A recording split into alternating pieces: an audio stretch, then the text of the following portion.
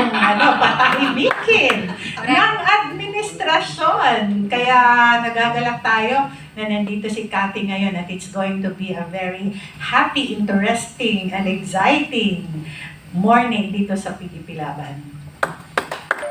Alam mo, Asra, no? Ngayon ka lang makakasuhan na proud ka. Kasi, as in, bakit ka proud? Kasi kinakasuhan ka kasi nilalabanan mo mga korap sa Pilipinas. Siya kapag nanakaw. So it's a bunch of Oh, sabi ko nga, pag nabigyan ako warrant, gaganon ako. It's our honor. At saka nag-aantay ka sa Siguro, yes. mag-aantay, pag di naman na to, blockbuster yung husgado. Inaantay yan ng judge para makita niya in person. Para makita kung totoong maganda, Oo. Ganda ba talaga yan? Talaga bang silk, Silk skin. Glass skin. Glass skin, ikaw naman silk kaya. Gusto ko silk kasi di ba nararamdaman mo yung silk? Oh. Oo, di Di ba ba? nakakatusok yung silk? Hindi, Sa atin, tanongin na natin yung silk skin. Ayaw ko ng glass skin, gusto ko silk skin. Doktora, ituloy mo yung pagpapahayag. Doktora. Doktora. Siyempre gusto kong tanungin si Miss Cathy, no? Kasi sa sobrang init ng mga usapin ngayon, alam natin na she's very close also to Senator Marcoleta.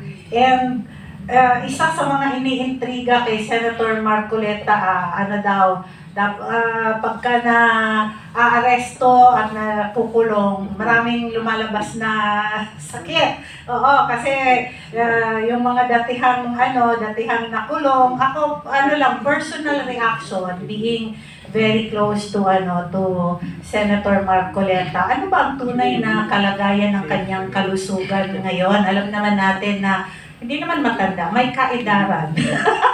Oo, kasi love natin si pero alam natin that he is advanced in his age, no? And sobrang pressure ang pinagdaanan ng ating mahal na senador. So, ano ang tunay na kalagayan ng kanyang kalusugan ngayon? And kung nabisita na ba niya si Senator Marcoleta?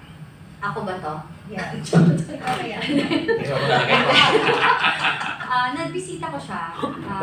Totoo yun na sino ba namang hindi ma-high blood yung sa nangyari sa kanya. Akalain mo parang clickbait yung nangyari sa kanya. Nagkaroon siya ng hearing ng Monday.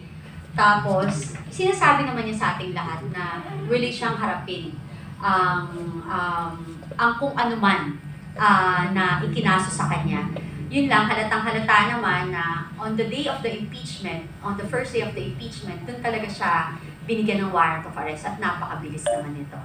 So, yung sasabihin nila na lahat to gawa-gawa, I will not answer yung sakit niya.